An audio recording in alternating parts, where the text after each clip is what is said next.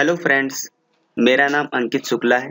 CCNA routing and switching इन हिंदी की इस series में आपका स्वागत है। आज के इस वीडियो में हम जानेंगे स्विच के बारे में कि स्विच नेटवर्क में कैसे यूज होता है और किस तरीके से हमारा वर्क करता है। मैं उन स्टूडेंट्स एंड जो हमारे फ्रेंड्स हैं उनको स्ट्रांगली रिकमेंड करूंगा कि जो इससे पहले मैंने हब के ऊपर जो मैंने वीडियो क्रिएट किया है आप उसको पहले देखें और हब की वर्किंग को समझने के बाद देन आप इस स्विच के इस वीडियो को वॉच करें तो आपको भी और भी अच्छे से ये वीडियो समझ आएगा। तो स्टार्ट करते हैं स्विच हमारा कैसे वर्क करता है। Switch is simple networking device which operate data link layer. मतलब स्विच नेटवर्क में यूज होने वाला एक सिंपल नेटवर्किंग डिवाइस है जो कि हमारे OSI मॉडल की डेटा लिंक लेयर, जिसको हम लेयर 2 के नाम से जानते हैं, उस पे ऑपरेट होता है। हालांकि हमारे और भी जो हमारे स्विचेस हैं वो नेटवर्क लेयर पे भी ऑपरेट होते हैं, जिनको हम लेयर 3 स्विच के नाम से भी जानते हैं, like as frame relay switches. Switch जो हमारा होता है वो मल्टी पोर्ट्स होता है। They have multi port to connect of LAN various segments. एक स्विच में हमारे कई सारे पोर्ट्स होते हैं जो कि हमारे डिफरेंट लाइन की तरफ जाते हैं और उनको आपस में कनेक्टिविटी करा सकते हैं। The switch examine the MAC address to identify the appropriate path.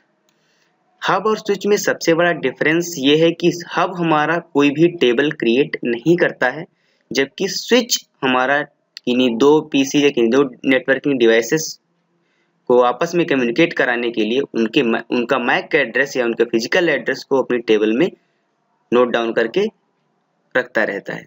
Switch has पर पोर्ट कोलिजन डोमेन। स्विच, जबकि हमने पढ़ा था कि हब जो हमारा होता है, हब के जितने भी पोर्ट्स होते हैं, हब पे 2, 4, 8 पोर्ट का जो भी हमारा आता है हमारा हब, वो सब एक सेम कोलिजन डोमेन में होते हैं। जबकि स्विच के जितने पोर्ट्स होते हैं वो सभी अलग अलग एक सेपरेट कोलिजन डोमेन में होते हैं। जैसे कि हमारा 4 पोर्ट का स्विच है तो इस पे हमारे 4 कोलिजन डोमेन्स होंगे। इसी तरीके से अगर हमारा स्विच 12 पोर्ट का है तो हमारे 12 कोलिजन डोमेन होंगे आपके स्विच पे। इससे सेपरेट कोलिजन डोमेन को रिप्रेजेंट करने से ये होता है कि जो हमारे स्विच से कनेक्टेड जो डिवाइसेस होते हैं, जो भी पीसीस होते हैं, उनके बीच में कम्युनिकेशन जब होता है तो कोलिजन बिल्कुल नहीं होता, कोलिजन अकर नहीं होता है। स्विच हमारे दो टाइप के होते हैं, manageable switch and unmanageable switch. Manageable switch हमारे ऐसे स्विचेस होते हैं जिनको हम अपने पीसी पे रिमोटली एक्सेस करके उनके CLI पे कमांड्स को रन करा के उनको हम अपने अकॉर्डिंग मैनेज कर सकते हैं और कॉन्फ़िगर कर सकते हैं।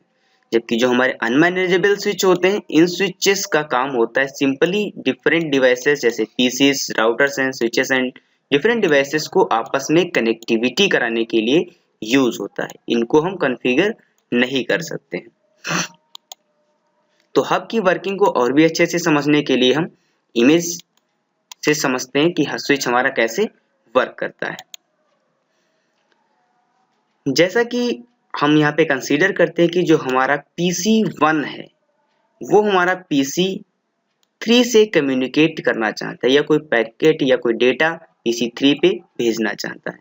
तो PC1 जैसे ही डेटा इस स्विच के इस पोर्ट पे डेटा को सेंड करेगा, या तो स्विच के इस पोर्ट पे जो हमारा फ्रेम जो रिसीव होगा, उस फ्रेम को यहाँ पे फर्स्ट टाइम ये स्विच ब्रॉडकास्ट करेगा, क्योंकि जैसे ही स्विच अपनी मैक एड्रेस टेबल को देखेगा तो वो इम्पटी होगी, क्योंकि अभी किसी भी पीसीस के बीच में कम्युनिकेट नहीं हुआ है, तो ये मैक एड्रेस टेबल हमारी इम्पटी होगी।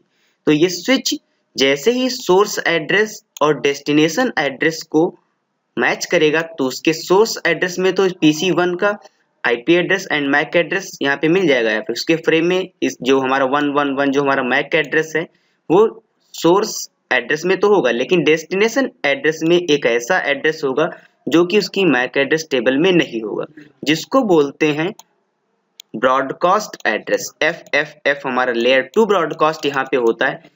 इसीलिए फर्स्ट टाइम स्विच जो हमारा होता है लाइक एज हब के तरीके से वर्क करता है और डेटा को यहाँ पे ब्रॉडकास्ट कर देता है। तो अब यहाँ से इस पोर्ट, मान लिया पोर्ट नंबर 1 से हमारा ये PC1 कनेक्टेड है, तो ये क्या करेगा, हमारे जो PC1 का जो मैक एड्रेस है 111, उसको अपनी मैक एड्रेस टेबल में यहाँ पे नोट डाउन कर लेगा।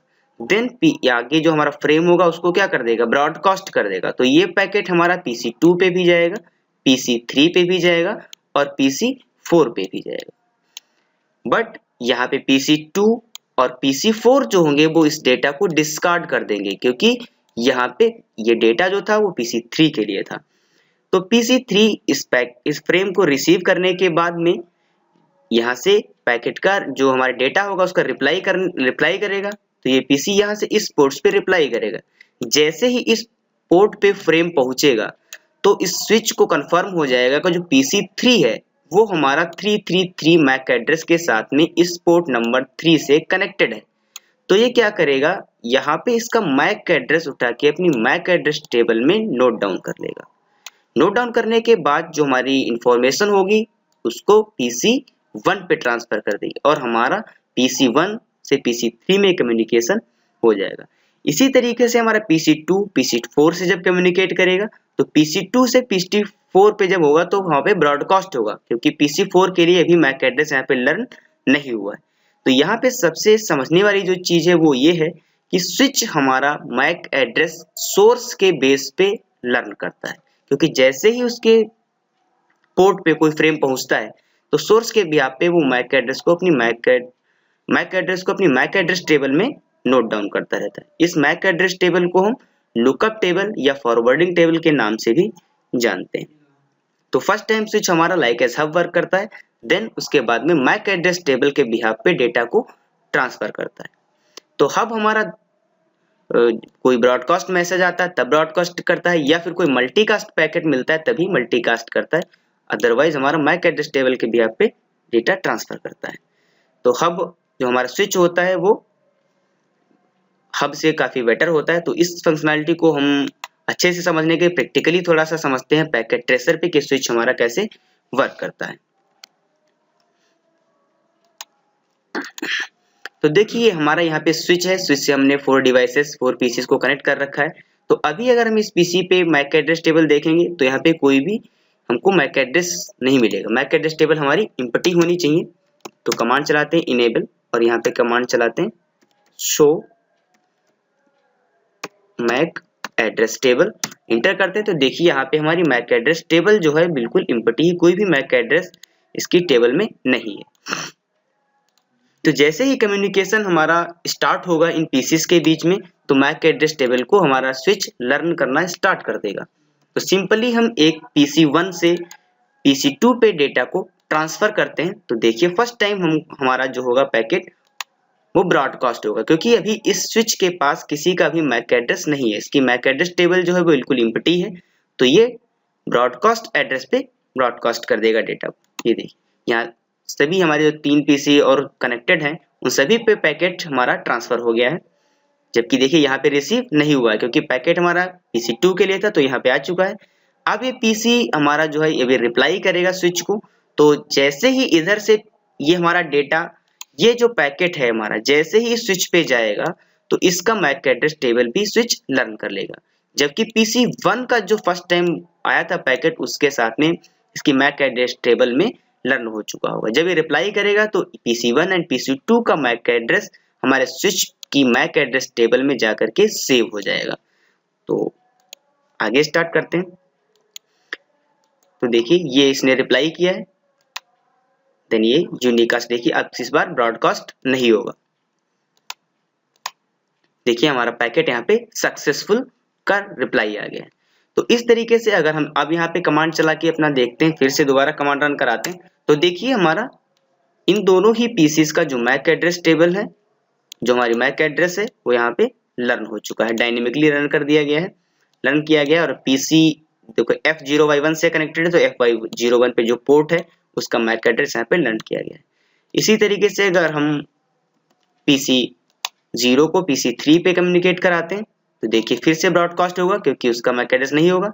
ये देखिए फिर से ब्रॉडकास्ट हुआ है, देन यूनिकास्टिंग करेगा। तो अब हम यहाँ पे फिर से कमांड को रन कराते हैं। तो देखिए अब हमारे 4 पीसीस के बीच में आपस में कम्युनिकेशन हो चुका है। तो इन चारों ही पीसी जो हमारे 4 पीसी कनेक्टेड हैं, इन सब का मैक एड्रेस हमारी मैक एड्रेस टेबल में शो कर रहा है कि कौन सा मैक एड्रेस टेबल किस पोर्ट से कनेक्टेड है।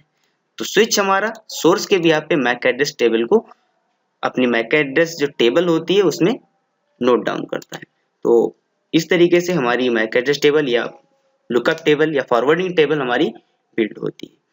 तो प्लीज़ आप हमारी वीडियोस को लाइक कर सकते हैं, देन हमारा जो चैनल है आप उसको भी सब्सक्राइब कर सकते हैं। जो हम लेटेस्ट वीडियो अपलोड करते हैं आप उनको देखते रहिए।